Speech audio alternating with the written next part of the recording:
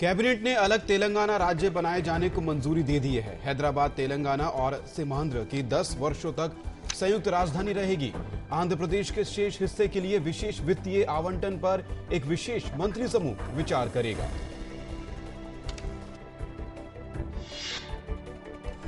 पृथक तेलंगाना राज्य के गठन के विरोध में आंध्र प्रदेश के सीमांध्र क्षेत्र के 3 कांग्रेस सांसदों ने अपने पद से इस्तीफा दे दिया है। इनमें वी अरुण कुमार, अनंता वेंकटरामी और साई प्रसाद शामिल हैं। मानव संसाधन मंत्री पल्लम राजू, पर्यटन राज्य मंत्री चिरंजीवी और रेल राज्य मंत्री के सूर्य प्रकाश ने पृथक तेलंगाना राज्य के गठन के सरकार के फैसले के विरोध में अपने पदों से इस्तीफा देने की पेशकश की है। अलग तेलंगाना के फैसले के बाद विरोध को देखते हुए पूरे राज्य, खासकर तटीय आंध्र और रायलसीमा क्षेत्र में कल हाई अलर्ट जारी कर दिया गया है। सीमांध्र संयुक्त संघर्ष समिति ने आज राज्य के 13 जिलों में 48 घंटे के बंद का आह्वान किया है। इसके मद्देनजर पूरे पुलिस बल को अलर्ट किया गया है। आरजेडी नेता लालू प्रसाद को रांची में सीबीआई की विशेष अदालत ने 5 साल की सजा सुनाई है और 25 लाख का जुर्माना भी लगाया है। राज्य के एक अन्य पूर्व मुख्यमंत्री जगन्नाथ मिश्र को भी 4 साल की सजा और 2 लाख का जुर्माना लगाया गया है। कांग्रेस समेत तमाम दलों ने जहां लालू पर अदालत के फैसले का स्वागत किया है, तो वहीं आरजेडी के नेताओं ने कहा है कि वे फैसले के खिलाफ ऊपरी अदालत में अपील करेंगे।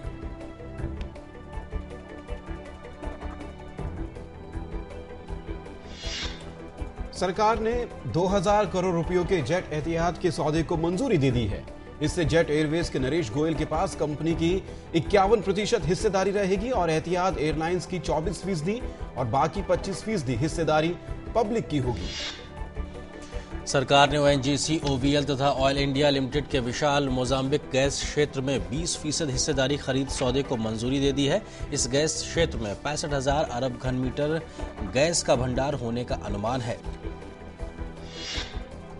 कांग्रेस उपाध्यक्ष राहुल गांधी गुजरात के 2 दिन के दौरे पर हैं। वो आज राजकोट में ब्लॉक और जिला कांग्रेस कमेटी के कार्यकर्ताओं से मुलाकात करेंगे। बाद में वो पंचायती स्तर पर चुने गए नेताओं से भी मिलेंगे। बेल्जियम के दौरे पर गए राष्ट्रपति प्रणब मुखर्जी की कल वहां के प्रधानमंत्री एलियो डी रूपो के साथ प्रतिनिधिमंडल स्तर की बातचीत हुई है। ब्रसेल्स में हुई इस बैठक में दोनों देशों के विश्वविद्यालयों के बीच 5 सहमति पत्रों पर हस्ताक्षर भी हुए हैं। केंद्रीय स्वास्थ्य मंत्री गुलाम नबी आजाद दिमागी बुखार यानी जापानी इंसेफ्लाइटिस के स्वदेश विकसित टीके का आज विधिवत शुभारंभ करेंगे।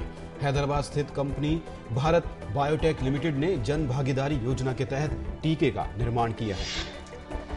कैबिनेट ने रेलवे कर्मियों को साल 2012-13 के लिए 78 दिन के वेतन को बोनस के तौर पर देने के प्रस्ताव को मंजूरी दे दी है। कैबिनेट के इस फैसले से 12.37 लाख से ज्यादा रेल कर्मियों को फायदा होगा।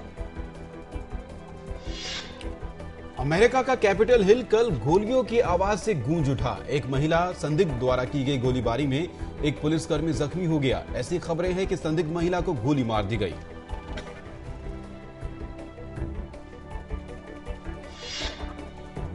अमेरिका में बजट को लेकर डेमोक्रेट्स और रिपब्लिकन के बीच गतिरोध लगातार जारी है। कल लगातार तीसरे दिन अमेरिकी सरकार का कामकाज ठप रहा। राष्ट्रपति बराक ओबामा और सांसदों के बीच पहली बातचीत बेनतीजा रही है।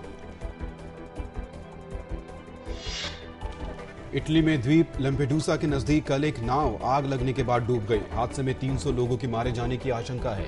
इस नौका में करीब 500 अफ्रीकी प्रवासी सवार थे।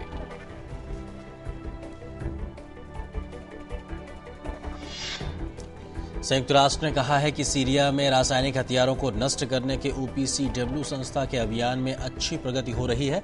काफी इंतजार और कूटनीति के बाद सीरिया अपने रासायनिक हथियारों को नष्ट करने के लिए रजामंद हुआ था।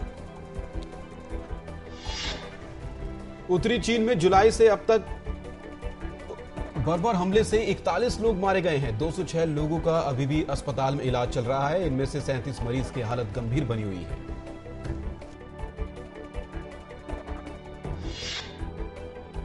भारत की सानिया मिर्जा और जिम्बाब्वे की कारा ब्लैक की जोड़ी चाइना ओपन टेनिस टूर्नामेंट के महिला युगल वर्ग के सेमीफाइनल में पहुंच गई है। उनका अगला मुकाबला रॉबर्टा विंसी और सारा ईरानी की शीर्ष वरीयता प्राप्त जोड़ी के साथ होगा। लिएंडर पेस अपने जोड़ीदार कनाडा के डेनियल नेस्टर के साथ पुरुष युगल वर्ग के सेमीफाइनल में पहुंच गए हैं। उन्होंने क्वार्टर फाइनल में फर्नांडो वर्डास्को और डेविड मरेरो को शिकस्त दी।